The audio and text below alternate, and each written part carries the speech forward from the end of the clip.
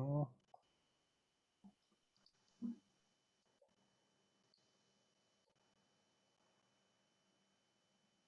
Zaman remaja sememangnya penuh keseronokan, peluang dan lebih rasa kebebasan. Namun, diselubungi tekanan peperiksaan, perhubungan dan untuk sentiasa kelihatan terkini bersama rakan-rakan.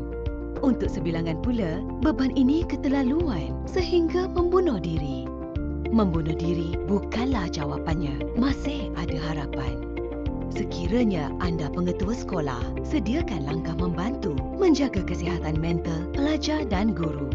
Aturkan latihan untuk kaki tangan untuk mengenal pasti tanda-tandanya dan cara untuk berkomunikasi dengan lebih sensitif. Jadikan persekitaran sekolah yang selamat apabila pelajar dan kaki tangan tahu siapa yang boleh membantu jika diperlukan. Sedikit kata-kata, banyak bezanya.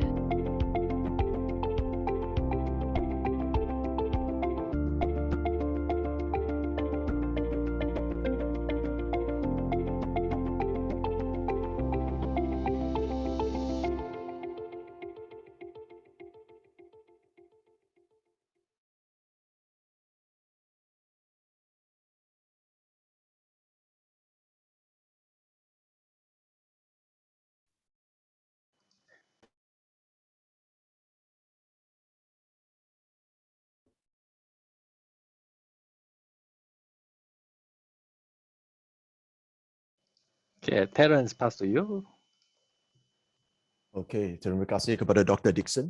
Dengan ini, sebelum kita mulakan sesi kita pada hari Ahad, hujung minggu hari ini, memang agak lain daripada yang biasa, dan tadi kami telah diberitahu bahawa webinar ini adalah webinar yang ke-11 rasanya, ke-10 ataupun yang ke-11. Dan siri webinar ini telah kami mulakan sejak Disember tahun lepas. Dan dengan ini, pada hari yang begitu istimewa ini, iaitu Hari Kesihatan Mental Sedunia, kita hampir genap setahun membuat siri webinar Thursday Talk. Dengan ini, saya ingin merakamkan ucapan tahniah dan terima kasih kepada para hadirin yang telah menyokong kita sejak dari mula lagi. Terima kasih. Okey, saya adalah MC untuk webinar pada hari ini. Nama saya adalah Terence Hugo dari Mind Matters Network. Dan webinar kami pada hari ini mempunyai tetamu-tetamu yang cukup istimewa. Dan sebelum kita bermula, saya nak perkenalkan sedikit orang katakan house rules seperti anda sudah biasa. Kalau anda sudah berada dalam Zoom ini, ingat, kawan-kawan dan rakan-rakan anda kat luar sana yang masih nak join kita kat dalam sini, masih sempat lagi. Kamu masih boleh sharekan link, Zoom link ini kepada rakan-rakan ataupun di Facebook, di WhatsApp. Masih sempat lagi. Sekejap lagi kita akan bermula. Webinar ini juga akan disiarankan secara langsung di Facebook page kita, National Coalition for Mental Well-being. Okey, dengan itu sebelum kita bermula, saya ingin menyarankan agar kesemua hadirin pada hari ini untuk memastikan nama kamu tertera dengan jelas, dan sekiranya anda dari organisasi kesihatan mental yang tertentu, boleh saja mengubah nama Zoom anda supaya kami lebih mengenali kamu. Dan sekiranya audio saya jelas dan cukup kuat, bolehkah anda komen satu di chat box? Kalau anda dapat mendengar saya dengan jelas, komen satu di chat box. Kita cuba check dulu, audio kita bagus ke tak? Okey, Elisa, Huimin, Selva Kumar, NJ, Swi Yi, Asma, Francis, Priscilla, Musa, Ketana Fikri, selamat datang, salam sejahtera. Bun, Eddie. Okey. Okey, dengan ini saya rasa untuk pihak teknikal kita ada survey yang telah disediakan. Mungkin kita boleh muatkan survey tersebut di skrin.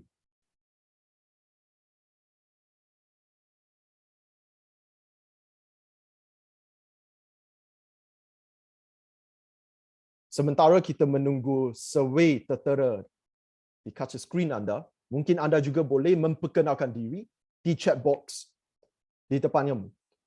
Siapakah kamu, dari organisasi mana satu, kenapa anda begitu tertarik dengan perjuangan memartabatkan kesihatan mental. Ayo kita kenali sesama diri.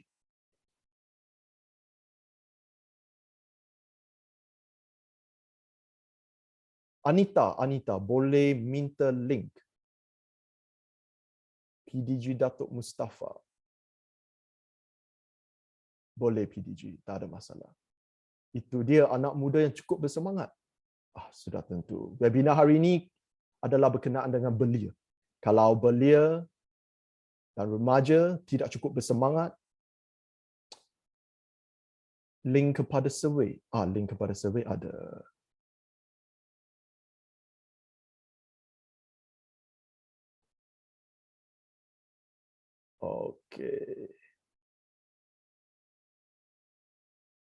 Okey, itu dia.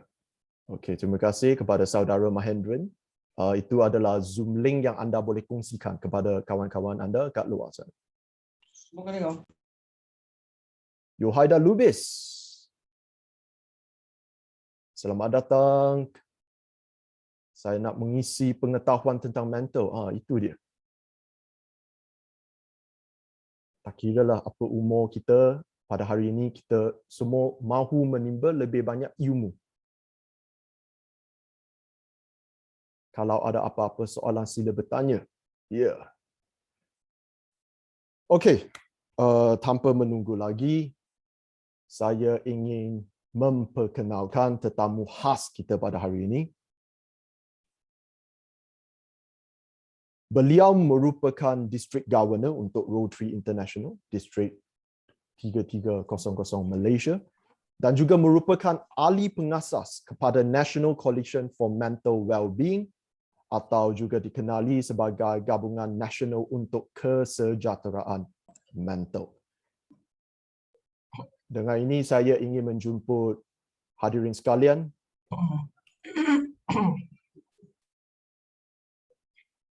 untuk memberikan tepukan gemuruh kepada Datuk Bindi Raja Segara.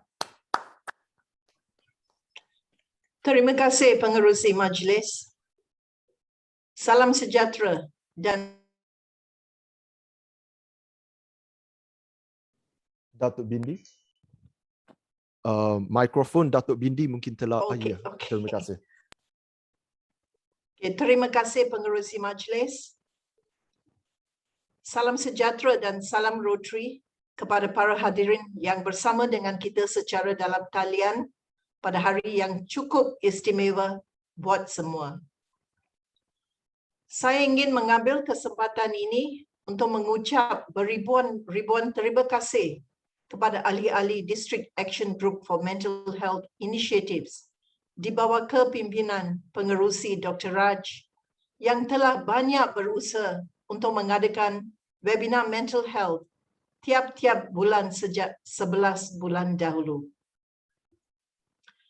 Tanggal 10 Oktober merupakan Hari Kesihatan Mental bagi seluruh dunia. Sambutan Hari Kesihatan Mental sedunia dirayakan pada setiap tahun dengan tujuan untuk meningkatkan kesedaran umum tentang kepentingan serta menjana sokongan tentang aspek-aspek penjagaan kesihatan mental. Tema yang dipilih pada tahun ini yang telah dikemuka oleh World Health Organization ialah Mental Health Care for All. Let's make it a reality. Penjagaan kesihatan mental untuk semua. Mari kita jadikannya reality. Dan program hari ini adalah landasan yang sesuai untuk mempromosi, memberi pengetahuan dan khidmat nasihat kepada masyarakat umum tentang kepentingan kesihatan mental di samping mengurangkan stigma negatif di kalangan masyarakat, terutamanya di golongan belia dan kanak-kanak. Pandemik COVID-19 telah memberi kesan besar kepada kesihatan mental rakyat. Sesetengah kumpulan termasuk kesihatan dan pekerja barisan hadapan, pelajar, orang yang tinggal bersendirian dan mereka yang mempunyai keadaan kesihatan mental yang sedia ada telah terjejas terutamanya. Namun, ada harapan untuk kita semua. Semasa perhimpunan WHO pada bulan Mei 2021, kerajaan dari seluruh dunia menyedari keperluan untuk meningkatkan perkhidmatan kesihatan mental yang berkualiti di semua peringkat. Dan beberapa negara telah menemukakan cara baru untuk perawatan kesihatan mental kepada populasi mereka. Dan hari ini, Menteri Kesihatan YB Khairi Jamaluddin telah melancar plan strategik kesihatan mental dan kempen media Let's Talk Minda Sehat. Plan strategik ini adalah yang sangat berkesan yang dapat address pelbagai isu. Rotary Malaysia telah menubuhkan gabungan kebangsaan untuk kesejahteraan mental, iaitu National Coalition for Mental Wellbeing pada tahun lepas, untuk menyatukan gabungan pakar kesihatan mental, psikiatris, terapis, kaunselor, organisasi dan stakeholder.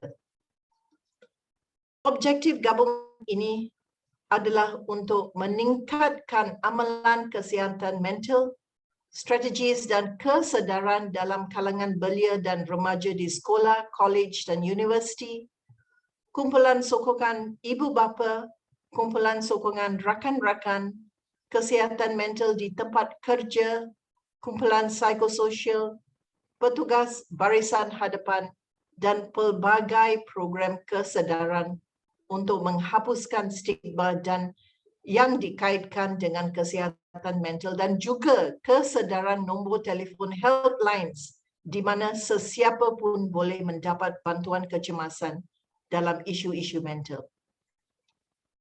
Sejak penubuhannya pada tahun lalu, kami telah mengusahakan 6 bidang tumpuan dan 2 daripadanya adalah belia dan remaja, dan penceramah kami hari ini akan memberikan pemahaman mengenai topik ini. Satu lagi bidang tumpuan adalah decriminalization dan jawatan kuasa fokus kami yang termasuk wakil-wakil dari Majlis Peguam dan Persatuan Undang-Undang Mediko dan ahli-ahli Rotary telah beberapa bulan yang lepas ini mempertingkatkan kesedaran yang akta ini mesti berubah dengan beberapa statement media.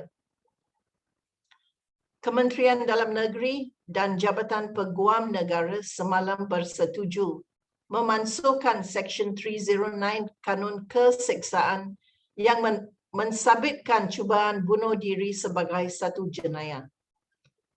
Timbalan Menteri Kesihatan kedua, Dato' Arun Ago Dagang, ketika memaklumkan perkara itu menerusi sesi soal jawab di Dewan Raya berkata, cadangan memasukkan undang-undang terbabit tersebut bakal dibawa ke Kabinet untuk diputuskan.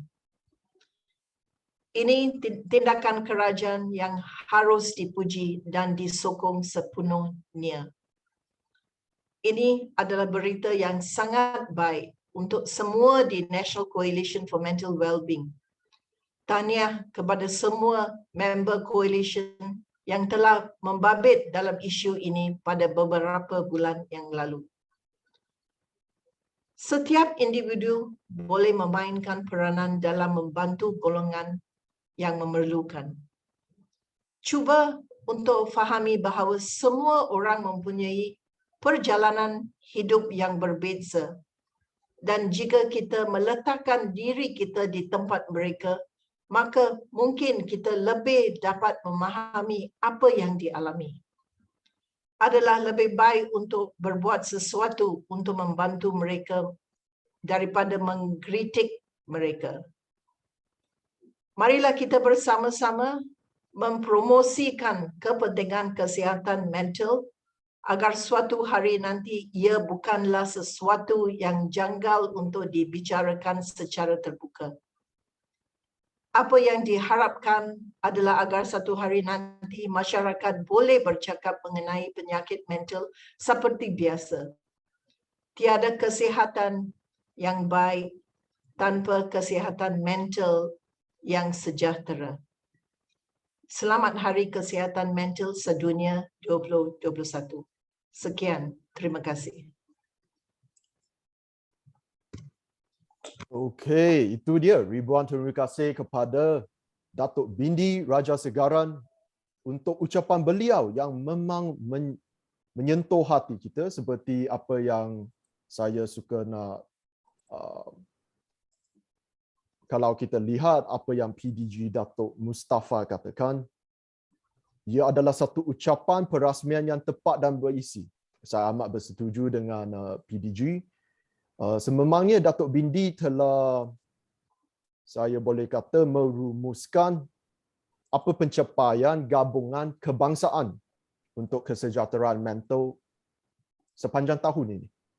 Memang banyak aktiviti, banyak usaha yang telah dilakukan dan perjuangan ini baru bermula. Pada pendapat kami di sini, memang terima kasih kepada Datuk Bindi. Sekiranya anda dapat melihat apa yang kita mampu lakukan sekiranya kita bergabung tangan untuk memperjuangkan suatu isu yang amat penting dalam masyarakat kita pada hari ini. Bak kata pepatah Datuk Bindi tadi, penjagaan kesihatan mental untuk semua. Dan topik pada hari ini adalah webinar realiti kesihatan mental belia dan kanak-kanak.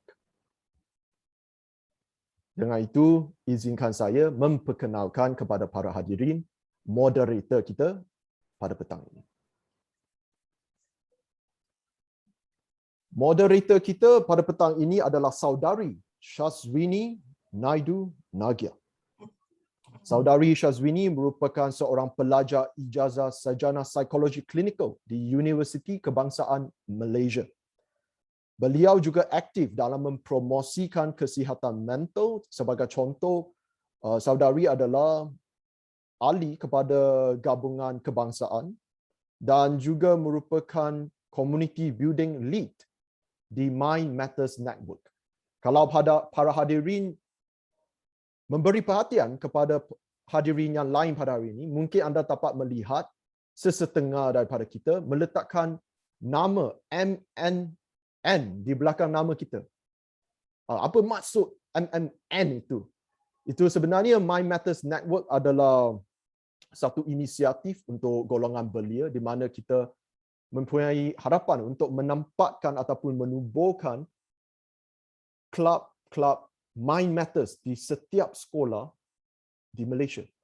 Dan saudari Syazwini yang saya akan bawakan ke skrin untuk berjumpa dengan anda sebentar lagi merupakan salah seorang yang memainkan peranan penting dalam Mind Matters Network. Di samping itu, beliau juga merupakan pengasas kepada The Reframe Project yang terdiri daripada golongan belia yang meminati topik kesihatan mental. Baru-baru ini, The Reframe Project juga telah menganjurkan webinar tentang kesihatan mental lelaki dan juga webinar untuk menjelaskan proses mendapatkan bantuan untuk kesihatan mental.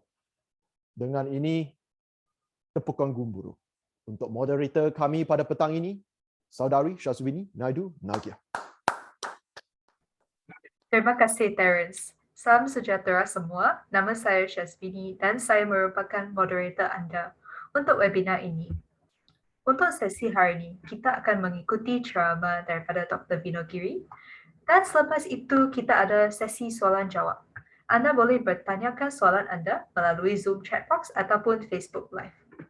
Sebelum kita memulakan webinar hari ini, kami ada satu poll di Mentimeter yang link akan di Zoom chat box. Bolehkah kita ada link di Zoom chat box?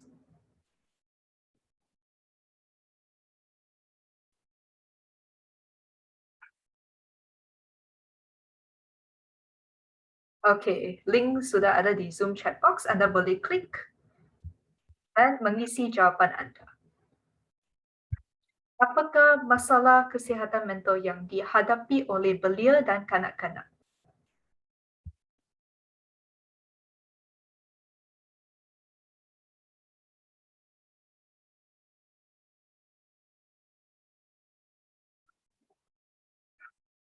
Ada orang telah isi banyak kerja rumah, tekanan, kurang perhatian, malas makan sendiri, lack of motivation. Banyaknya yang isi depression, anxiety, kemurungan.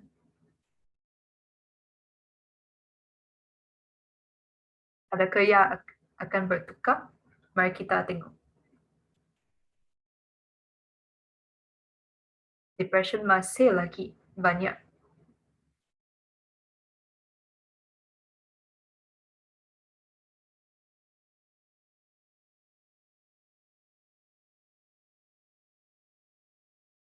Kemurungan, stres, tantrum, ignorance, tidak memberi perhatian.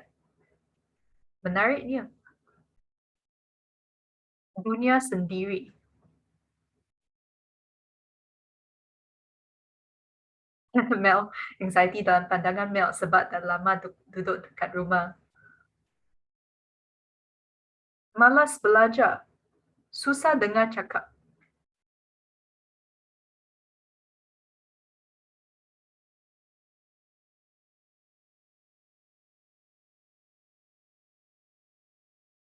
Kanan. Education, terlalu banyak aktiviti.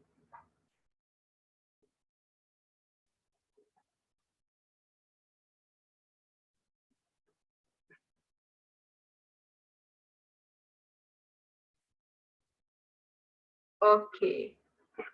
Saya rasa dengan ni kita boleh end poll kita. Terima kasih para hadirin kerana isi poll kita. Dengan ini, izinkan saya untuk memperkenalkan Dr. Vinogiri atau Dr. V. Dr. V merupakan seorang pakar epidemiologi dan penyelidik. Beliau juga berkecimpung di dalam kerja-kerja dan kajian yang melibatkan kesihatan mental dan gangguan mental. Baru-baru ini, beliau telah memulakan satu platform, Mental Health and I, yang didedikasikan khas untuk menyebarkan kebenaran dan kesedaran tentang kesihatan mental. Inisiatif beliau telah disambut dengan baik oleh komuniti kita dan Malaysia kini juga telah menemu ramah beliau dan menerbitkan artikelnya berkenaan. Marilah kita sama-sama menyambut Dr. Vinogiri untuk memulakan webinar ini yang bertajuk Realiti Kesihatan Mental, Belia dan Kanak-kanak. Dipersilakan. Terima kasih saudari Syashwini dan salam sejahtera saya ucapkan kepada semua orang. Sebelum saya memulakan sesi hari ini, saya ingin melafazkan perasaan terima kasih saya. Saya memang sangat-sangat terharu kerana ramai orang hadir hari ini walaupun hari ini hari Ahad. Tetapi hari ini bukan hari Ahad yang biasa. Hari ini adalah Hari Kesihatan Mental Sedunia. Jadi saya sangat berterima kasih kerana mendapat peluang untuk berbincang, untuk berkongsi dengan anda semua tentang realiti kesihatan mental kanak-kanak dan belia. So kita boleh naikkan slides. Terima kasih. Okey, so sebagaimana yang telah Syashwini memperkenalkan saya kepada anda semua, nama saya, nama penuh Vinogiri Krishnan, tapi dengan singkat Dr. V, semua orang lebih kenal saya macam tu. Jadi ke slide seterusnya, saya tak nak melengahkan masa, saya nak terus masuk ke webinar hari ini. So kandungan saya hari ini akan merangkumi bahagian-bahagian yang anda boleh lihat sekarang. So mula-mula saya ingin mengenalkan sedikit tentang kesihatan mental sebelum kita pergi ke dalam topik hari ini. Lepas tu kewujudan masalah kesihatan mental di kalangan belia dan kanak-kanak. Saya ada perkongsian yang seram tetapi benar. Lepas tu faktor-faktor utama yang menjejaskan kesihatan mental kanak-kanak dan belia kita. Dan last sekali, apa yang kita boleh buat untuk membantu mereka sebagai individu atau institusi pendidikan atau sebagai komuniti. Slide seterusnya. Okey, so sebelum kita pergi kepada isu hari ini, saya nak memberitahu sedikit perbezaan di antara masalah kesihatan mental dan gangguan mental. So gangguan mental ni kalau kita tengok dalam bahasa Inggeris, ia digelar sebagai mental disorders. So perkataan disorders ni akan berada di situ. So masalah kesihatan mental ni adalah perkara yang boleh mengakibatkan sebarang tekanan terhadap minda dan jiwa kita di dalam kehidupan seharian kita. So, semua orang tidak kira usia dan jantina akan mengalami masalah yang membabitkan kesihatan mental. Tetapi gangguan mental ataupun mental disorders ni seringkali ia digelar juga sebagai penyakit jiwa atau gangguan psikiatri. Ini adalah di mana tingkah laku atau corak kesihatan mental yang menyebabkan sebarang tekanan atau gangguan fungsi peribadi dia memang ketara. So kita boleh tengok perangai mereka berubah dengan ketara sangat. Lepas tu untuk orang-orang yang mengalami mental disorders, gangguan mental, mereka perlukan diagnosis ahli psikiatris dan rawatan yang berpatutan serta-merta. So ini adalah perbezaan di antara masalah kesihatan mental dan gangguan mental. Next slide please.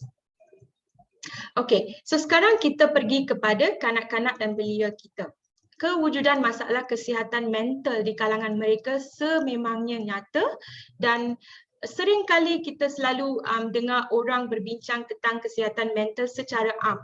So kalau kita lihatkan sebarang perbincangan, selalunya mereka berbincang secara am tetapi tidak fokus kepada kanak-kanak dan belia. Tetapi mereka juga mengalami pelbagai jenis masalah kesihatan mental seperti tekanan, kita gelarnya sebagai stres, kemurungan iaitu depression, kegelisahan, anxiety dan masalah kelakuan atau tingkah laku berisiko. That means mereka mengambil risk-taking behaviours. Mereka mengambil membuat sesuatu yang berisiko semata-mata kerana ia membantu mereka. Slide seterusnya. Okey, so sekarang kita akan pergi kepada perkongsian yang seram tetapi benar. So apa yang saya akan berkongsi dengan anda semua di sini sangat menggerunkan tetapi sangat benar juga. Jadi kita akan pergi kepada permulaan perkongsian ini. So ini adalah daripada National Health and Morbidity Survey. So kita gelarnya sebagai secara ringkas NHMS. So dilakukan pada tahun 2017 dan diterbitkan ataupun dikeluarkan pada tahun 2019. Jadi kalau anda boleh lihat infografik di sini, terbahagi kepada dua. Kalau anda boleh tengok AHS, NDASS dan ANS. So ANS adalah berkenaan nutrisi, artinya berkenaan pemakanan di kalangan belia dan kanak-kanak. Tetapi hari ini kita akan fokus kepada kesihatan mental, artinya masalah-masalah yang mengganggu kanak-kanak dan belia kita. So kajian ini dilakukan di kalangan mereka yang berumur 13 sehingga 17 tahun. Mereka telah disampel secara rawak daripada 212 sekolah di negara kita. Dari semua dari semua negeri. Lepas tu mereka telah mendapat sampel sebanyak 30,496 pelajar. Jadi di sini saya nak memberitahu anda segala findings, iaitu segala yang kita boleh tengok di sini, apa yang mereka telah berkongsi di sini hanya di kalangan 30,500 pelajar. Tetapi kita mempunyai lebih kurang 5.2 sehingga 6 juta pelajar di negara kita di kalangan 13 hingga 17 tahun. Next slide please. Okey, so di sini infografik pertama di sini adalah berkenaan keadaan kesihatan mental mereka. So di sini mereka telah membahagikan kepada tiga. Mereka ingin mengetahui bagaimana keadaan kemurungan, kegelisahan dan tekanan di kalangan mereka, dan mereka menggunakan borang soal selidik yang sememangnya senang, DASS, Depression, Anxiety and Stress Scoring Scales, mempunyai 21 soalan. So di sini kalau anda boleh tengok, 1 daripada 5 pelajar didapati murung, 2 daripada 5 gelisah dan 1 daripada 10 mempunyai tekanan. Dan di situ anda juga boleh melihat perbezaan peratusan di kalangan pelajar wanita dan pelajar lelaki. Dan graf bar menunjukkan across negeri-negeri di negara kita. So kalau anda boleh tengok, semua negeri mencatatkan pelajar-pelajar yang telah memberitahu yang mereka murung, gelisah atau mengalami tekanan. Next slide please. Okey, so sekarang kita beralih kepada tingkah laku yang menunjukkan keinginan membunuh diri. Kita menggelarnya sebagai suicidal behavior selanjutnya, tetapi dalam bahasa Melayu, tingkah laku yang menunjukkan keinginan seseorang untuk membunuh diri. Jadi, macam mana kita boleh mengetahui kalau seseorang menunjukkan tingkah laku sebegini adalah tiga cara, di mana satu, mereka mempunyai idea untuk membunuh diri. Artinya idea untuk membunuh diri sudah ada di dalam mereka. Lepas tu mereka membuat plan untuk cara-cara membunuh diri. So mereka akan pergi internet atau mereka tengok gambar, wayang kan, mereka tonton wayang, lepas tu mereka cuba tengok macam mana teknik-teknik nak membunuh diri. Lepas tu yang ketiga, percubaan membunuh diri. So mereka cuba membunuh diri mereka. Next slide please.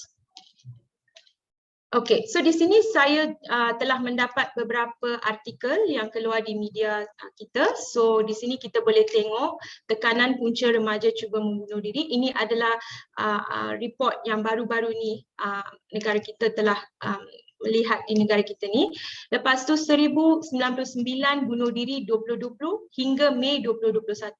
Tetapi apa yang mereka telah cakap di sini adalah remaja yang paling tertinggi kalau kita tengok statistik 1099 ni. Dan keinginan remaja membunuh diri juga semakin meningkat di negara kita. Next slide please.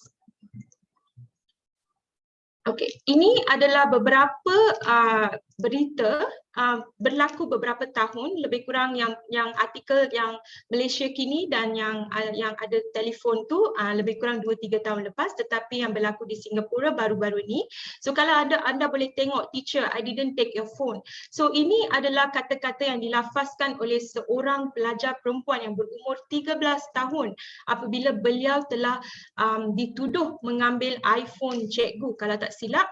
So beliau telah menulis satu surat dan telah cuba membunuh diri, tetapi malangnya beliau meninggal selepas seminggu percubaan membunuh. Beliau cuba menggantung diri beliau dan beliau memang sudah meninggal kerana itu. Dan kalau anda tengok, teenage girl kills herself after Instagram poll, ini menunjukkan pengaruh media sosial terhadap belia dan kanak-kanak kita. So pelajar wanita ni 16 tahun sahaja, so beliau telah memuat turunkan soalan di Instagram bertanyakan sama ada adakah saya harus membunuh diri atau tidak. So lebih kurang 66 hingga 67% orang telah memberi jawapan bunuhlah diri anda, dan mengikut jawapan tersebut pelajar ni memang membunuh dirinya. Dan kalau kita tengok berita yang berlaku di Singapura, walaupun Singapura bukan di negara kita tetapi negara jiran, saya nak menunjukkan impak kesihatan mental terhadap kanak-kanak dan belia kita. So di Singapura apa yang berlaku adalah seorang pelajar lelaki, beliau 16 tahun sahaja. Sejak 14 tahun beliau mengalami tekanan mental dan memang mempunyai idea-idea untuk membunuh diri. Mereka menghantar beliau untuk terapi tetapi untuk masa singkat dan beliau kembali ke sekolah. Dan pada hari itu beliau telah membawa sebilah kapak ke sekolah yang dibeli secara talian. Di dalam talian beliau membawa ke sekolah dan telah membunuh seorang pelajar yang berusia 13 tahun. Selepas membunuh pelajar itu di dalam tandas, beliau keluar dan memberitahu murid-murid lain untuk memanggil polis. So ini yang saya ingin berkongsi sedikit. Next slide please.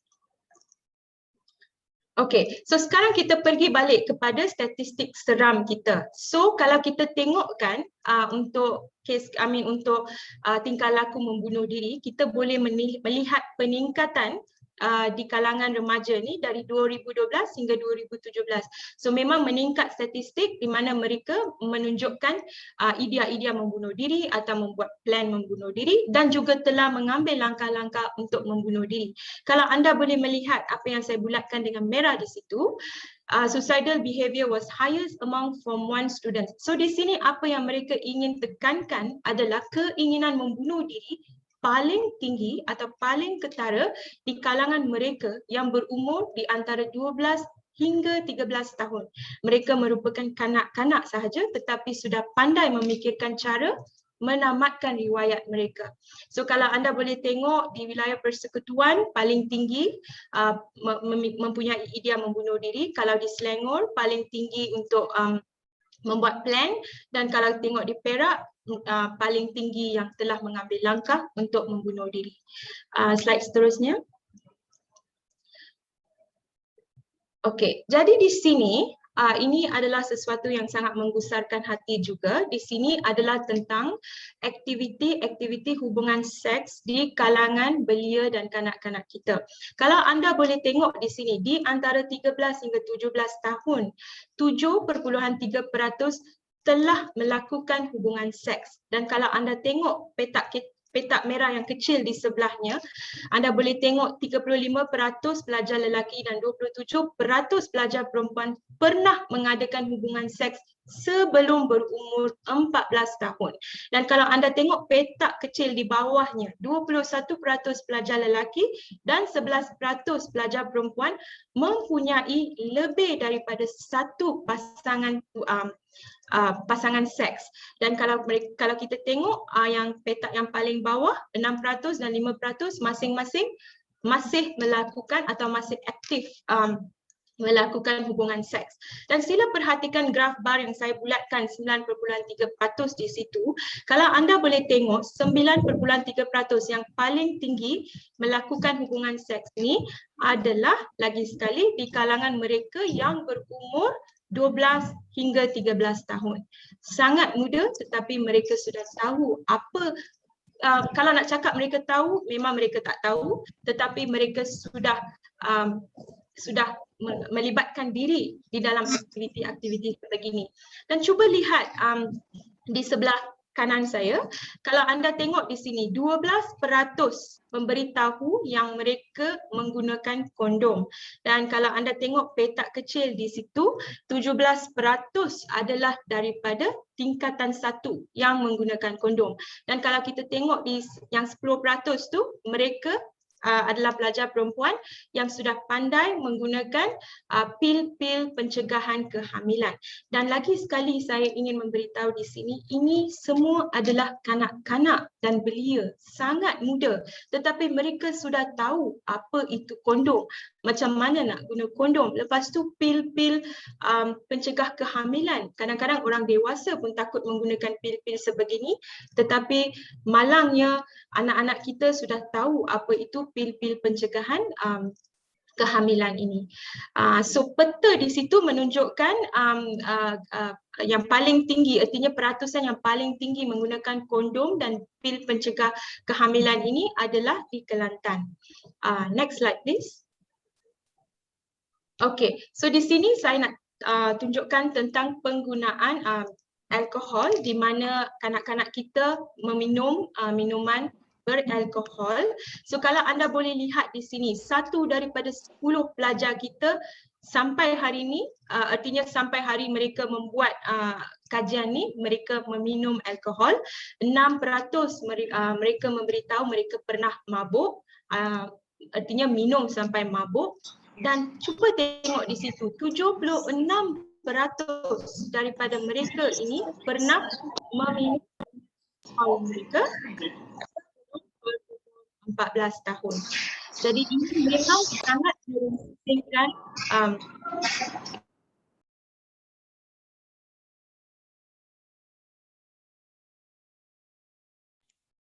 Okay, somebody muted me, I don't know why.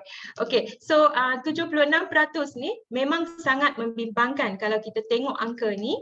Dan cuba tengok di sini, 38% memberitahu yang mereka mendapatkan minuman-minuman alkohol ini daripada ahli keluarga mereka sendiri.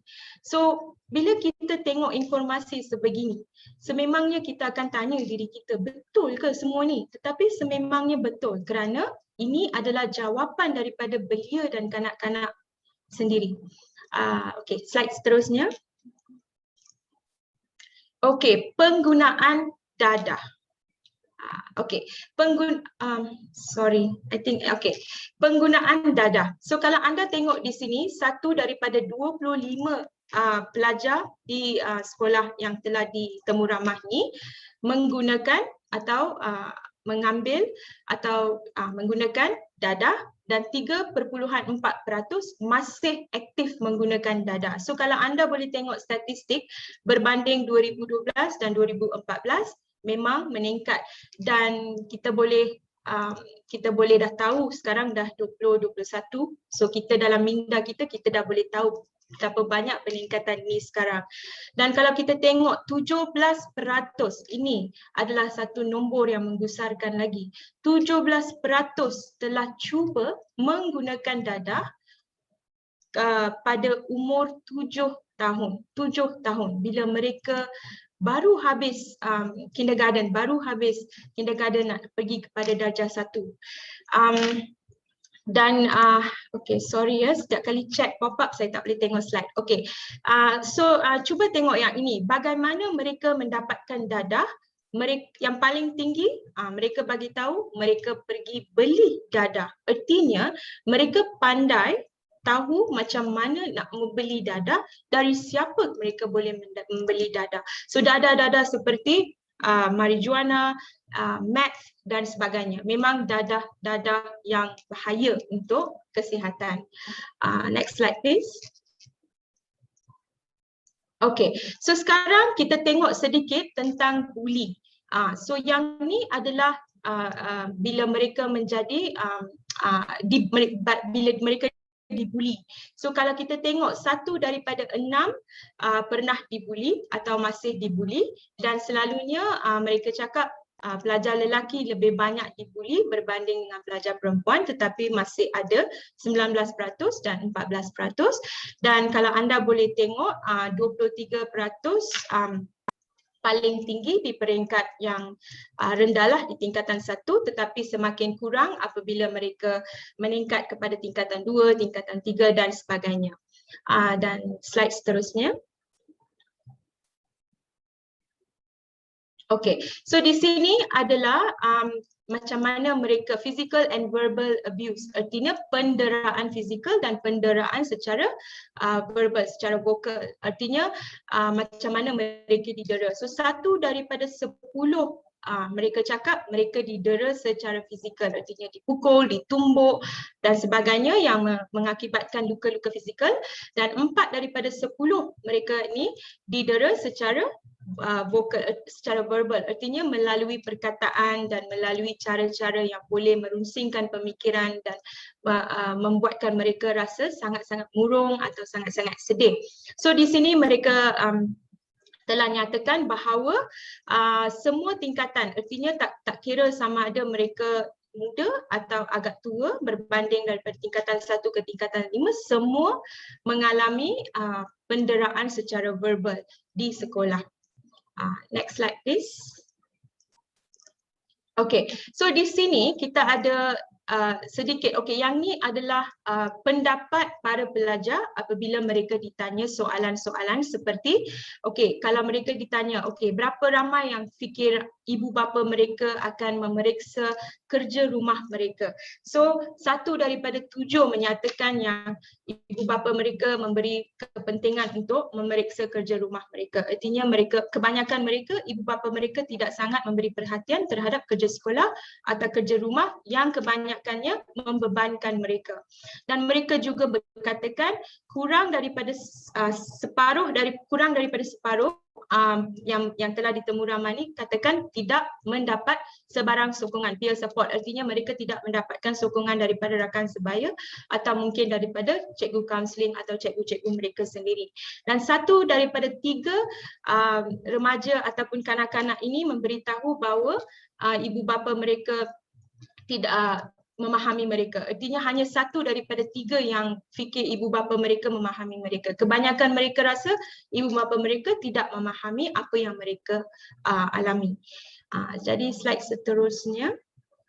Okey, so sekarang saya nak berkongsi sedikit tentang faktor-faktor utama yang boleh menjejaskan kesihatan mental kanak-kanak dan belia. So di sini saya ada 4 kotak. Kalau kita tengok kotak pertama, pengaruh media sosial dan aplikasi sosial dalam talian, iaitu di internet. So kalau anda boleh tengok logo kan, saya ada letak logo TikTok, Facebook, Instagram, Telegram, actually ada lagi banyak. Dan yang warna ungu tu sebenarnya adalah aplikasi dalam talian di mana kita boleh menonton gambar, apa yang kita nak tonton semua kita boleh menonton di aplikasi-aplikasi sebegini. So apa yang saya nak bagi tahu di sini adalah hanya satu. Platform-platform sebegini memang mempunyai pelbagai unsur yang boleh memanipulasikan minda, belia dan kanak-kanak kita. Sebagai contoh di aplikasi TikTok, baru semalam saya ada tengok. So kalau kita tengokkan aplikasi-aplikasi seperti TikTok dan Instagram, kita akan dengar perkataan viral atau trend. Artinya sesuatu yang akan menjadi sangat, dia akan macam tersebar dengan luas dan semua orang akan mengikut viral dan trend ni sebab hanya satu, mereka nak dikenali, mereka nak jadi famous, mereka nak tahu siapa mereka dan juga hal kewangan. Saya rasa mereka dapat bayaran jugalah kalau dapat banyak likes atau banyak share dan sebagainya. Tetapi apa yang merunsingkan di sini adalah segala yang mereka menceburi diri untuk menjadikan sesuatu untuk viral ataupun untuk disebar luas ni, mereka membuat tanpa mengetahui yang benda yang mereka buat tu sebenarnya mempunyai unsur-unsur yang negatif. Semalam saya tengok satu, sekarang apa yang viral adalah satu lagu yang memang singkat, tetapi bila lagu tu dimainkan, mereka kena melakonkan adegan seperti membunuh seseorang sehingga darah terpercik di atas mereka. So yang ni memang sangat membimbangkan kerana apa yang mereka buat di sini juga akan memberitahu mereka, oh kalau saya marah atau kalau saya geram terhadap seseorang, mungkin saya boleh mencederakan dia sebegini. Sebab apa yang kita buat di TikTok atau di laman-laman sosial ni akan memberi impak terhadap pemikiran kita. So ramai belia dan kanak-kanak membuat perkara-perkara sebegini dan bukan susah untuk membuat akaun di dalam TikTok kerana kita boleh memasukkan umur yang palsu dan kita boleh mendapat satu akaun. So ramai belia dan kanak-kanak menceburi diri di dalam TikTok sebegini. Dan kalau kita tengokkan online aplikasi untuk menonton gambar kan, sebagaimana yang saya katakan tadi. Mungkin sebagai ibu bapa kita rasa kalau kita ada Netflix, kita boleh mengunci lah Netflix kita dengan kata laluan khas. So kalau kita masuk password, baru anak-anak boleh tengok. Kalau tak masuk password, diorang tak boleh tengok. Tetapi kita seringkali lupa yang kita boleh menonton wayang-wayang yang mungkin mereka tidak menonton gambar yang tidak boleh mereka lihat di dalam Netflix. Mereka boleh masih lihat menggunakan aplikasi online seperti yang saya letakkan di sini.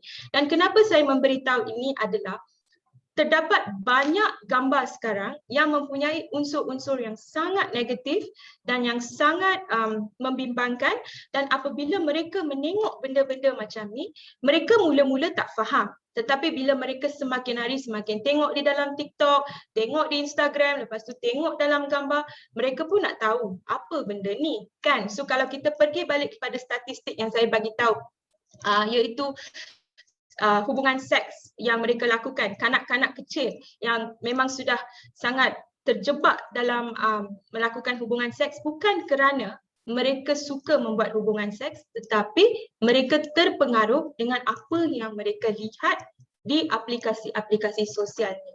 So itu yang saya nak memberitahulah tentang aplikasi sosial. So kalau kita tengok kotak seterusnya, keadaan di rumah yang tidak tenteram atau yang menjejaskan minda dan hidup mereka, ini adalah seringkali apa yang kita katakan sebagai broken homes. Artinya di mana mereka mempunyai ibu bapa yang sentiasa bergaduh atau ibu bapa yang sudah berpisah atau pelbagai lagi masalah. So ibu bapa bergaduh di depan mereka ataupun domestic violence di hadapan mereka. So benda-benda macam ni menjejaskan pemikiran mereka dan juga ini juga berkaitan dengan media sosial. So bila benda-benda ni berlaku, mereka terus ke media sosial untuk melupakan apa yang berlaku di rumah dan begitulah mereka terjebak di dalam benda-benda yang tidak diingini. Lepas tu pengaruh rakan sebaya. So walaupun seorang pelajar itu tidak mengikut sangat trend-trend atau viral atau benda-benda yang tak guna sangat ni, tetapi rakan sebaya pula datang bagi tahu, semalam saya tengok video ni, Mai lah tengok, tapi mereka pelajar ni tak tengok video tu, tapi rakan cakap cuba tengok apa diorang buat, jom kita pun buat macam tu. So pengaruh rakan sebaya, mereka ikut apa yang rakan mereka suruh mereka buat. Mereka tidak tahu macam mana nak cakap, tak nak, no. So mereka fikir kalau rakan cakap kena ikut. Lepas tu trauma, gangguan seksual, penderaan, dibuli secara lisan atau fizikal. So segala benda yang boleh mengakibatkan impak yang besar terhadap minda mereka, yang mengakibatkan trauma, juga boleh menjadikan mereka sangat lemah. Mereka tidak tahu macam mana nak kuat lagi, dan begitulah mereka menjadi sangat-sangat maksud saya kesihatan mental mereka sangat terjejas. Okay, so next slide please. Okay, so sekarang bagaimana kita boleh membantu belia dan kanak-kanak kita. So kalau anda boleh tengok gambar yang saya letakkan di situ sejak kita bayi sampai kita jadi orang tua kan. So ini saya letak kerana saya just nak memberi peringatan. Kita harus mula-mula sebagai orang dewasa. Tak kira lah kita ibu bapa ataupun kita guru atau kita kaunselor atau kita aunty, uncle, makcik, pakcik, datuk, nenek, tak kira lah siapa-siapa lah kita kan untuk kanak-kanak dan belia kita. Sebelum kita nak menolong kanak-kanak, anak-anak kita kan, kita kena fikir dulu, kita kena ingatkan diri kita bahawa kita pernah melalui fasa kanak-kanak dan belia. So bila kita mengingatkan diri kita yang dulu saya pun kanak-kanak juga, saya pun pernah melalui fasa belia. So saya kena memahami perasaan saya ketika itu. Tetapi sekarang saya dah dewasa, saya dah ada anak sendiri, saya lupa macam mana keadaan saya dulu. So apa yang saya nak bagi tahu di sini, kalau kita boleh mengingatkan diri sendiri yang kita pernah di peringkat mereka dulu, ia memang boleh menjadikan cara kita untuk menolong mereka lebih senang. Kita boleh lebih memahami mereka. Jadi itu membawa kita kepada yang kedua, untuk memahami keadaan dan segala perubahan di era mereka sepenuhnya. Kerana apa yang berlaku di era sekarang memang berbeza dengan apa yang kita telah tengok di era kita. Katakan di zaman saya pergi sekolah, tak ada handphone, tak ada mobile, internet pun kita kena guna komputer yang kotak tu kan. Lepas tu memang tak ada macam handphone yang kita boleh bawa selalu. So unsur-unsur yang kita tengok dulu tu berbeza daripada sekarang. Tetapi ada juga persamaan di mana walaupun dulu tak ada handphone, kita masih boleh mendapat gangguan sebegini melalui komputer ataupun di sekolah. So kita boleh menggunakan apa yang berlaku di era kita untuk menolong mereka di sini. So sekarang kita dah ada banyak benda di dalam talian, iaitu di internet. So kita harus mengetahui apa yang berlaku di alam internet. Artinya kita harus mengetahui ada satu dunia lain yang wujud selain dunia yang nyata yang kita hidup dalam dunia ini. Kita ada dunia internet. So kita kena pastikan kita faham apa yang berlaku di dunia internet supaya kita boleh mengenal pasti segala unsur negatif di peringkat awal lagi. So slide seterusnya. Okey. Lepas tu kita kena berusaha sedaya upaya untuk mendengar rintihan masalah atau kebimbangan mereka tanpa sebarang penilaian. Sering kali they will say kan, dia orang akan gunakan perkataan judgement. Okay, so sering kali kita hidup lah di dalam dunia sekarang ni, semua apa yang kita buat, segala apa yang kita buat setiap kali mesti ada penilaian. Orang akan menilai juga apa yang kita buat. Kalau kita buat sesuatu yang baik sekalipun, ada segolongan yang akan menilai kita. Tetapi kalau kita tengokkan dari segi kanak-kanak dan belia, kita tak harus menilai mereka. Kalau mereka ada masalah, kita kena dengar dengan sepenuhnya tanpa sebarang penilaian. Dan segala perasaan marah atau geram harus diketepikan dahulu apabila mereka melakukan kesalahan. Seringkali apabila kanak-kanak atau belia kita melakukan kesalahan, contohnya kalau seorang pelajar wanita 16 tahun, dia memberitahu mak atau ayahnya yang dia telah mengandung kerana dia telah intim dengan boyfriend beliau kan, dia bagi tahu mak bapak dia, apa langkah seterusnya adalah mak bapak akan rasa marah, akan mula memukul, akan menjerit, akan menggunakan perkataan-perkataan yang tak betul dan menghina anak perempuan mereka. Lepas tu apa yang mereka akan buat? Mereka akan membawa anak perempuan untuk menggugurkan kandungan. So apa yang berlaku seketika bila mereka membuat macam ni akan mewujudkan trauma untuk budak perempuan ni, dan kehidupannya selepas itu memang akan terjejas. Dia tidak boleh hidup lagi seperti biasa atau dia tak boleh hidup dengan gembira. So apabila mereka datang kepada kita dengan masalah-masalah seperti ni, mungkin mereka datang bagi tahu saya telah pergi curi satu handphone semalam sebab kawan saya suruh saya pergi ikut dia curi, ataupun dia cakap, mak hari ni cikgu marah saya kerana saya bully kawan saya. Kita tak boleh marah mereka sebab ada sebab mereka jadi bully. So seringkali bila aktiviti bully berlaku, kita akan tengok kepada mangsa bully itu, tetapi kita tak akan tengok kepada pembuli itu sendiri. Beliau juga mengalami masalah. So kita kena memberi perhatian yang sama kepada beliau untuk membantu beliau keluar daripada kemarahan yang beliau ni menghadapi kan. So memang kita harus ketepikan segala kemarahan atau kegeraman kita kalau kita nak bantu mereka.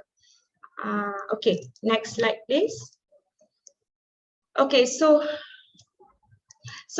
macam mana kita boleh membantu mereka sebagai individu, institusi pendidikan atau komuniti? Kita harus ingat segala-galanya bermula dengan kita. Kita harus menyediakan diri kita sendiri sebagai tempat yang selamat untuk mereka. So ini bukan tempat as in tempat kan, bukan tempat atau satu tempat di mana ada alamat, tetapi kita sendiri sebagai tempat yang selamat untuk mereka. Sebab apabila kita berada di dalam keadaan neutral tanpa sebarang penilaian dan kemarahan, belia dan kanak-kanak akan mempercayai kita, dan bila mereka percaya kita, mereka akan berkongsi segala persoalan dan masalah mereka dengan kita. Sememangnya bukan kali pertama, tetapi mereka akan mengambil masa untuk berkongsi dengan kita, tetapi mereka tetap akan berkongsi dengan kita kalau kita boleh memberikan tempat yang selamat kepada mereka. Lepas tu kita juga boleh mengambil inisiatif sendiri untuk mempertingkatkan kesedaran mereka tentang masalah-masalah kesihatan mental yang wujud di dunia sekarang yang boleh menghantui minda mereka. Jadi di sini kita tak perlu tunggu untuk sesuatu benda berlaku atau untuk sesuatu perkara berlaku terhadap kanak-kanak kita atau belia kita. Kita tak perlu tunggu sehingga satu hari anak kita datang cakap, mak hari ni cikgu marah saya kerana saya marah seorang budak dengan kata kasar. Tak payah tunggu sampai peringkat itu.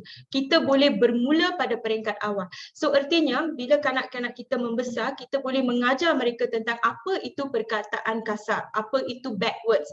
So bila kita boleh mengajar mereka dengan cara yang betul, mereka akan tahu okey, perkataan-perkataan sebegini tidak harus digunakan kerana tak betul.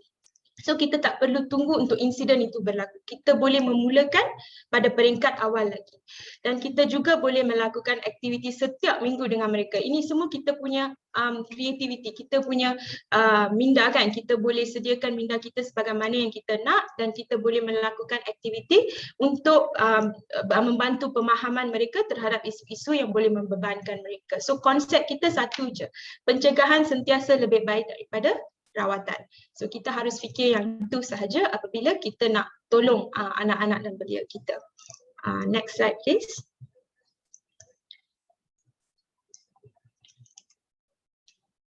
Okay. Oops.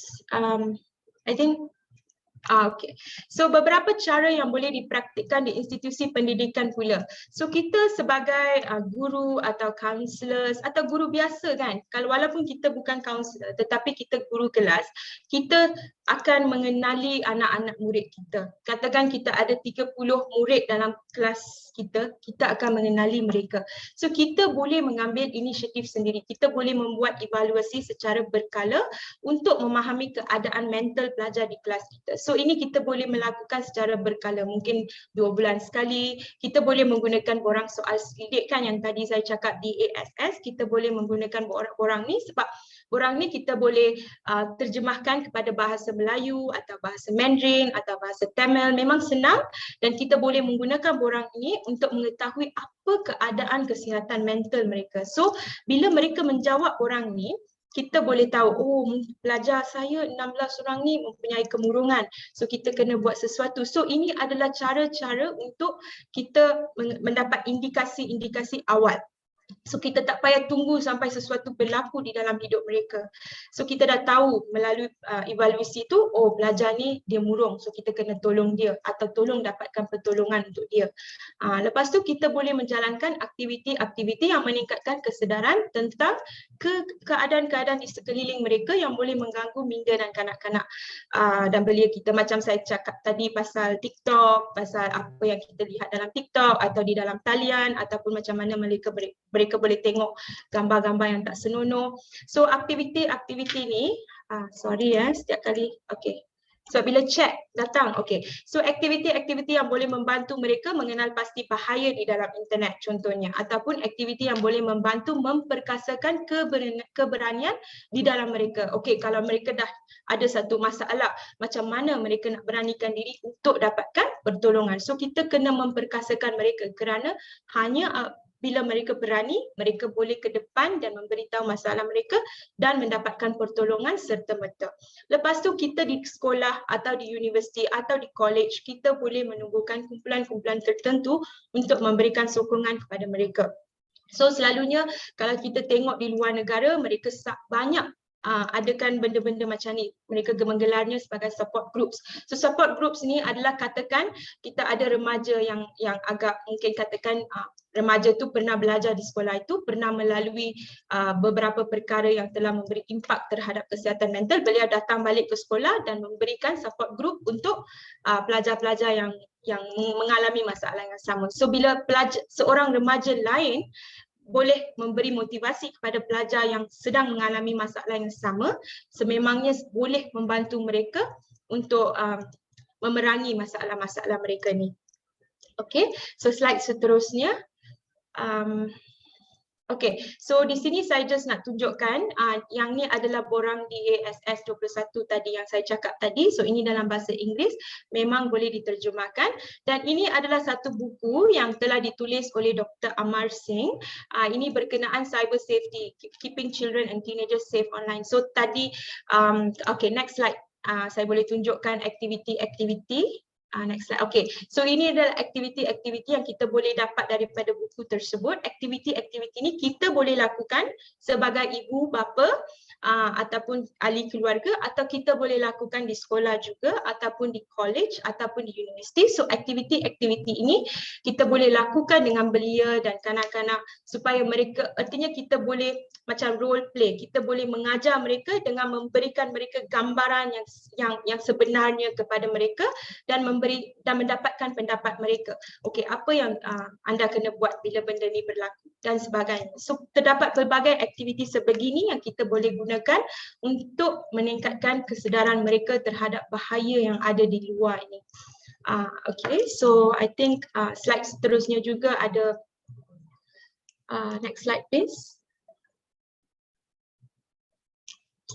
Next slide please. Okay, so okay.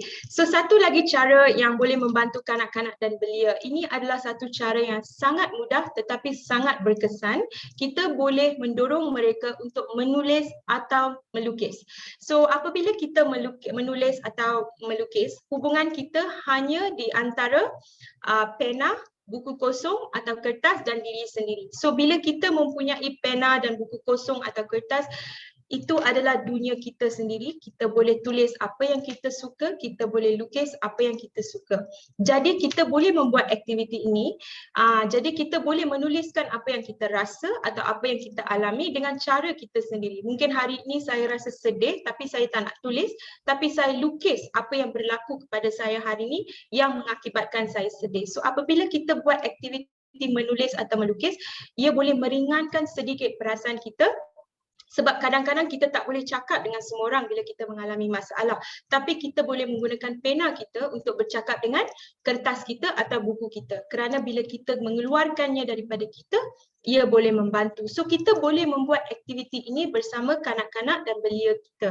Mungkin di hari Minggu sebagai satu aktiviti keluarga atau sekali setiap minggu di sekolah atau college atau universiti. So bila kita membuat aktiviti ini bersama mereka, mereka pun akan bermotivasi sedikit. Oh, mak pun tengah buat, so saya pun nak buat. Kenapa saya cadangkan cara ini adalah bila mereka menulis sesuatu atau menulis sesuatu dan bila mereka memberikan kepada kita, bila kita membaca atau melihat lukisan mereka, kita boleh mengetahui macam mana perasaan mereka atau adakah sesuatu membimbangkan mereka. Kita boleh mendapat tahu daripada lukisan atau penulisan mereka dan itu adalah pada peringkat awal kan. So bila kita dah tahu pada peringkat awal, kita dah boleh tahu okey kita kena tolong anak kita. Rasa macam anak kita ni gusar sikit, dia macam ada problem sikit, ada masalah sikit kot sebab dia tulis macam ni. So saya kena cakap dengan anak saya hari ni, tengok apa masalah dia. So ini memang boleh membantu. So kita boleh tanya soalan-soalan seperti dalam minggu ni apa hari paling gembira Siti, katakan nama Siti. Apa paling gembira untuk Siti dalam minggu ni, kenapa? So biar Siti tulis kenapa dia gembira pada hari itu. Mungkin bila dia tulis, dia mungkin akan tulis, oh minggu ni saya tak gembira langsung kerana sesuatu berlaku. Bila dia tulis, kita pun dapat tahu, oh ada masalah. Lepas tu apa perasaan anda pada ketika ini, atau sekiranya anda rasa geram atau marah, apa yang anda ingin lakukan. So ini adalah cara-cara lah yang kita boleh mendorong mereka menulis. Dan lagi satu, kita juga boleh memberikan mereka kebebasan untuk menulis sebagai orang ketiga. Artinya mereka menulis tentang diri mereka, tetapi mereka tak gunakan perkataan saya, tetapi mereka menggunakan perkataan dia. So mereka menulis apa yang berlaku kepada mereka seperti apa yang berlaku kepada orang lain. Tetapi sebenarnya kisah atau lukisan yang mereka buat tu adalah tentang mereka. Okay, so next slide please. Okay, so sebelum saya mengakhiri sesi ini, saya nak bagi tahu kepada semua orang, anak-anak dan belia kita adalah tanggungjawab kita bersama. So mereka memerlukan kasih sayang dan perhatian kita kerana mereka masih mentah dan mereka tak lagi mengenali erti kehidupan sebenarnya. Terdapat pelbagai jenis pengaruh yang tak sihat dan buruk di dunia kini. Dan yang sangat menggusarkan hati adalah fakta bahawa pengaruh-pengaruh ini berpunca dari orang dewasa sendiri. Kalau anda tengok di TikTok, selalunya orang dewasa yang membuatkan video-video yang mempunyai unsur negatif atau unsur lucah. Dan video-video ini daripada orang dewasa ni pergi kepada kanak-kanak dan belia kita. So pengaruh-pengaruh sebegini sebenarnya berpunca daripada orang dewasa, bukan daripada kanak-kanak atau belia. Segala kesilapan mereka adalah hanya kerana mereka tidak sedar atau tahu bahawa apa yang mereka buat atau terlibat dengan adalah salah. So kita kena dengar luahan mereka. Kalau mereka dah buat salah, kita kena tahu apa yang jadi dalam hidup mereka sampai mereka buat salah. Kenapa mereka buat salah tu? Macam mana kita boleh tolong mereka? Dan bukan marah mereka atau kita diskriminasikan mereka. Memang semua tu tak boleh sebab seterusnya mereka akan cuba membunuh diri. Dan mereka memerlukan segala bimbingan yang boleh kita berikan kepada mereka untuk hidup dengan selamat di dunia yang serba gelap dan parah kini. Jadi next slide please. Saya rasa itu pengakhiran, itu pengakhiran sesi saya. So dengan ni saya ucapkan sekian terima kasih dan terima kasih banyak-banyak kerana menghadiri sesi hari ini. Saya harap saya telah memberi beberapa informasi yang penting untuk semua orang hari ini. Terima kasih. Terima kasih Dr. Vinagiri. Statistik yang dipaparkan amat seram tetapi realitinya lebih seram. Betul Yuhaida, saya pun berharap setiap keluarga dapat memberikan waktu cukup bersama anak-anak. Dr. V, terdapat beberapa soalan yang ditanya oleh para hadirin. Yang pertama, pada pendapat atau pengalaman Dr. V, apakah punca-punca yang mendorong remaja umur 12 hingga 13 tahun untuk membuat keputusan untuk membunuh diri? Okey, terima kasih kerana bertanyakan soalan ni. So soalan ni memang penting. Okey, kenapa mereka membuat keputusan untuk membunuh diri walaupun mereka sungguh muda? Sebagaimana yang saya paparkan tadi, mari kita ambil statistik contohnya statistik seks kan, statistik melakukan hubungan seks katakan. So kalau kita lihatkan statistik itu, ramai remaja yang berumur di peringkat tu kan, mereka kadang-kadang mereka kata yang mereka sudah jatuh cinta. Mereka sudah cinta dengan pelajar sekolah mereka ataupun sama umur 12, 13, 14 tahun tetapi mereka sudah bercinta. Tetapi bila kadang-kadang mereka mengandung, mereka melakukan hubungan seks dan bila mereka pergi memberitahu ibu bapa mereka atau mungkin guru atau kaunselor mereka, sebagaimana yang saya bagi tahu tadi, mereka dinilai, mereka dimarah, mereka dicemooh, lepas tu mereka diberitahu benda-benda yang bukan-bukan lah. Macam mana kamu boleh buat macam ni, kamu kecil lagi buat macam ni, apa ni boleh jatuh cinta ke umur macam ni, you tahu ke apa cinta? So bila kita menerkam mereka sebegini, seterusnya apa yang akan berlaku adalah mereka akan rasa murung kerana mereka rasa alamak, siapa lagi saya nak pergi bagi tahu masalah saya? Saya dah tahulah, saya dah buat macam ni, tapi saya dah mengandung sekarang. Mereka marah saya macam ni atau saya jatuh cinta. Saya ingatkan cinta tu benar tetapi dah jadi macam ni. So bila perkara-perkara macam ni berlaku, mereka tak tahu nak buat macam mana. So mereka cuba membunuh diri kerana mereka rasa kalau mereka membunuh diri, tak ada siapa yang akan mencemooh mereka dan tiada siapa yang akan mendiskriminasikan mereka sebab ramai kanak-kanak dan pelajar juga didiskriminasi. Dan ini bukan hanya untuk seks. Cuba kita ambil mungkin kes bully. Kes bully pun ramai yang mengambil keputusan macam tu kerana mereka dibuli di sekolah dan sering dimarahi mungkin kerana badan mereka besar sedikit, lepas tu mereka dipersendakan dan bila benda-benda ini sentiasa berlaku dan bila mereka cuba memberitahu kepada ibu bapa ataupun kepada siapa-siapa untuk mendapatkan pertolongan, mereka tak mendapat sokongan ketika itu. So semakin hari mereka rasa semakin buruk terhadap diri sendiri. Mereka rasa alamak, saya ni gemuk, semua orang pun buat macam ni, saya bukan nak gemuk tapi saya dah jadi gemuk, nak buat macam mana? So mereka nak hilangkan diri mereka daripada situasi yang berlaku kepada mereka setiap hari dan mereka terus pergi cuba membunuh diri. Kalau kita lihat berita tadi kan, saya share dengan anda, budak kecil 13 tahun sebabkan cikgu dia marah, dia tuduh dia ambil telefon, dia boleh pergi cuba gantung diri. Dan apa yang sedih di sini, beliau tak mati serta-merta, masuk koma seminggu baru mati. Dan sebelum mati 13 tahun boleh tulis nota dan masih cakap saya tak ambil telefon tu tapi semua orang tuduh saya. So pada ketika itu kita boleh lihat kan, sebagai seorang guru, walaupun pelajar itu mengambil telefon, pada ketika itu kita kena ingat pelajar itu hanya 13 tahun. Walaupun dia telah mencuri telefon itu, kita harus berbincang dengan dia dengan seorang diri lah. Kita tak patut mencemooh di sekeliling semua orang kan, katakan semua guru atau pelajar ada, lepas kita mencemooh dia depan semua orang, so dia akan rasa malu. Kalau kita dah tahu memang dia dah buat salah, kita harus memberi sokongan dan memberi tunjuk ajar kepada pelajar tersebut. Okey, tak apa, saya faham you curi. Kenapa you curi? Just bagi tahu saya, kenapa you curi? Saya just nak tanya sebab you rasa macam you nak telefon, itu sebab you curi ke? Kalau you cakap macam ni dengan intonasi sebegini dengan pelajar, pelajar tu pun akan rasa okey, ada juga orang yang memahami saya, so dia ada support system kat situ. Tetapi malangnya, ramai pelajar kita tak mempunyai sokongan sebegini. Tak ada siapa nak memahami apa yang mereka melalui sekarang. So itu adalah salah satu sebab mereka membunuh diri dan juga tekanan di sekolah, kerja rumah.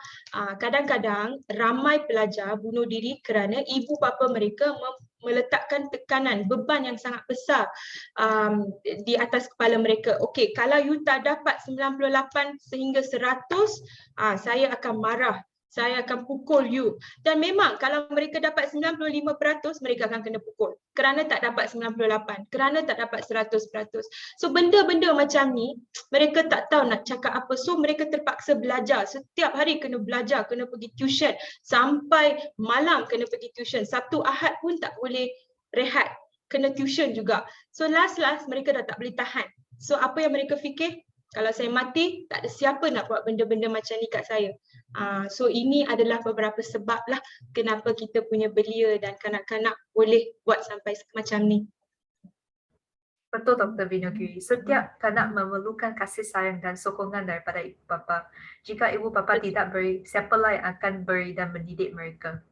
Seterusnya kepada soalan 2. Kenapa, I think soalan ini mengenai dadah, kenapa tidak menjalankan ujian kencing dadah dengan kerap di sekolah-sekolah? Okey, ini adalah sebenarnya satu cadangan lah. Saya boleh katakan ini adalah satu cadangan yang baik. Tetapi saya rasa di negara kita tak ke tahap itu sekarang. Sebab kalau kita nak tengok cek ujian air kencing ni memang satu benda yang sangat sensitif, sangat tabu. So kalau kita bagi tahu ibu bapa atau kalau kita bagi tahu mereka yang menghantar anak-anak ke sekolah, oh kita akan menjalankan ujian-ujian sebegini, mesti ramai orang akan protes, mesti ramai orang akan cakap macam mana you boleh buat benda-benda macam ni terhadap kanak-kanak atau remaja, mereka hanya budak kecil. So itu salah satu sebab mereka tak menjalankan ujian-ujian sebegini. Tetapi sekolah-sekolah ada menjalankan macam spot check. Masa saya kecil, masa saya kat sekolah dulu pun macam tu. Kita ada guru disiplin. So guru disiplin akan bawa satu rotan kan. Lepas tu dia akan buat spot check. So kadang-kadang bila buat spot check mereka akan mendapatlah benda-benda macam ni kan, macam dadah kecil-kecil dalam poket mereka atau pil-pil hayal macam tu. So daripada cara macam tu yang mereka tahu ada pelajar atau remaja yang menggunakan dadah. So dari segi ujian air kencing ni memang kena melalui banyak platform lah untuk mendapatkan kebenaran untuk membuat ujian sebegitulah di sekolah. Terima kasih Dr. V. Soalan seterusnya, macam mana nak mengelakkan keadaan dari berlaku pada kanak-kanak tahun 12 hingga 13 based on presentasi Dr. V. Adakah Kementerian Kesihatan Malaysia atau MOE sudah mengusaha bertindak sewajarnya? Kalau tidak, apa perlu kita buat?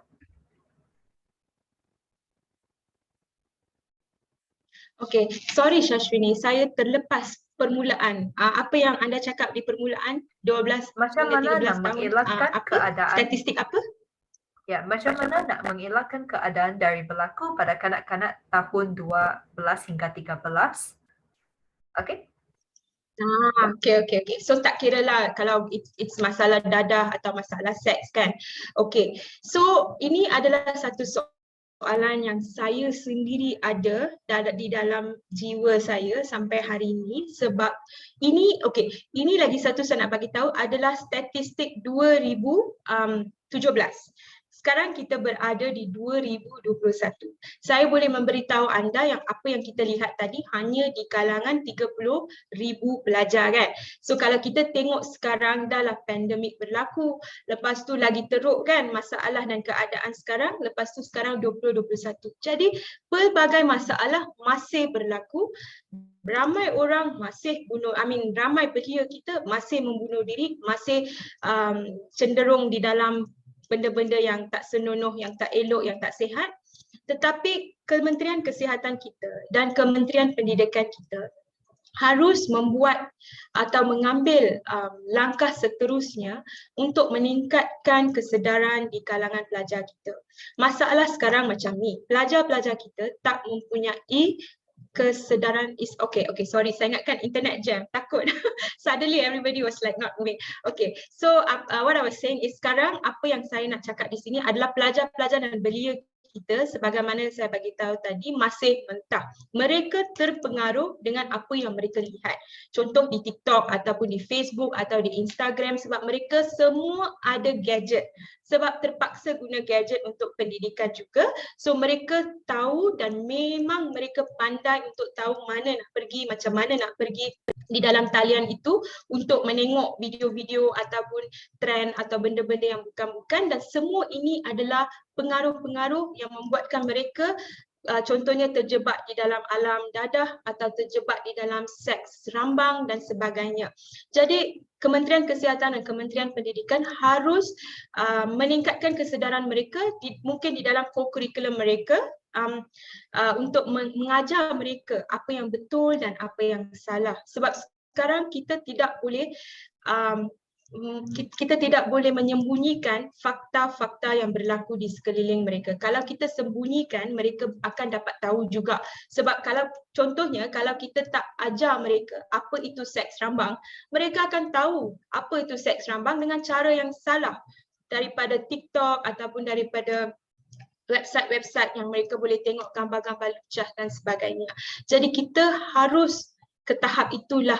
So saya berharap, saya rasa MOE dengan MOH dah mula tapi masih di peringkat bawah lah, kena buat dengan lebih banyak. Saya berharap untuk generasi muda kita. Betul Dr. V, saya pun berharap bahawa langkah akan diambil untuk membantu belia dan kanak-kanak kita kerana statistik amat membimbangkan. Soalan yang akhir untuk sesi ini adalah dalam bahasa English. I have a question. Dear Dr. V, what is your view on the challenge to embrace the new norm in this unequal world? Embracing the digitalized everything somehow might bring more difficulties, especially those who are not in digitalized area, such as in the rural area. They might deal with digital stress, such as internet access or online class distractions, which indirectly affecting to adverse. Yes.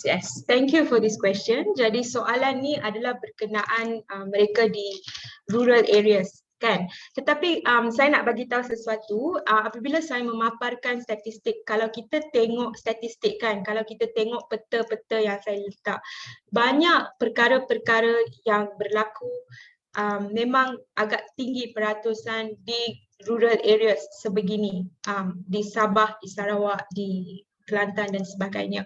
Dan memang betul kita kena, ini saya memang setuju kerana masyarakat komuniti kita di kawasan yang tidak begitu mantap macam kawasan urban areas ni, yang mereka masih ke belakang, mereka masih tak ada macam katakan internet access yang betul atau mereka tidak mempunyai support yang sepatutnya kan. Mereka harus diperkasakan dengan apa yang berlaku di kalangan belia dan kanak-kanak.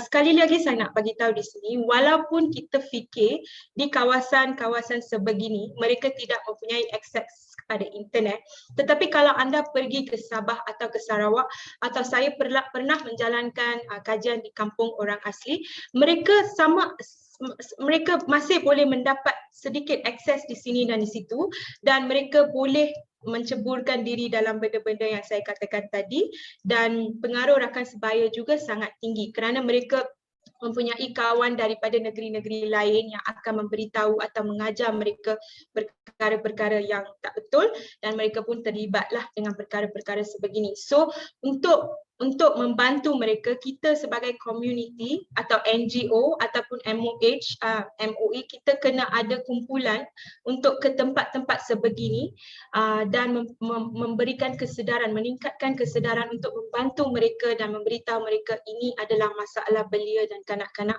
macam ni, so kita kena membantu. Dan sepanjang pandemik, sebab internet learning, mereka tak ada device kan, mereka tak ada internet untuk belajar, tak ada alat-alat gadget yang sepatutnya untuk mereka belajar, itu pun telah meningkatkan tekanan di kalangan mereka pelajar. So kita harus membantu mereka untuk cari cara lain untuk anak-anak mereka, untuk membantu anak-anak mereka lah. So memang banyak kerja untuk belia dan kanak-kanak kita di negara kita. Terima kasih Dr. V. Kesihatan mental belia dan kanak-kanak bukan sahaja tanggungjawab ibu bapa, kesihatan mental merupakan tanggungjawab semua. Bak kata pepatah Datuk Binti, penjagaan kesihatan untuk semua. Mari kita jadi realiti. Dengan ini, kembali kepada Awal Terrace. Okey, itu dia. Terima kasih kepada penceramah kita pada hari ini, Dr. Vino Giri, dan juga kepada moderator kita, Saudari Syazwini. Okey, dengan itu, bolehkah kita mendapatkan polling yang kedua? Tag team, kalau ada poll yang kedua, inilah masa untuk kita paparkan kat skrin. Okey, terima kasih. So untuk hadirin sekalian, kami juga memahami ada banyak soalan lagi yang anda tanyakan kan.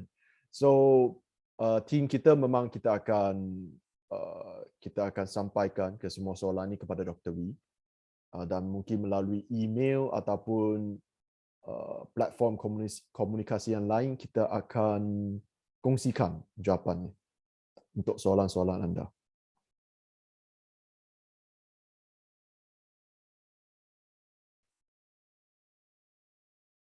Okey, ya. Okey.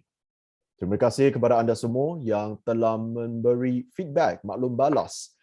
So, boleh nampak kebanyakan, memang hampir semualah cakap semua webinar ni memang membantu. Okey, kami di pihak penganjur juga amat bergembira dengan kehadiran dan ya kehadiran Dr. Vino Giri dan kesudian beliau untuk berkongsi dengan kita sedikit sebanyak tentang kesihatan mental. Saya boleh katakan webinar kali ini memang padat dengan info.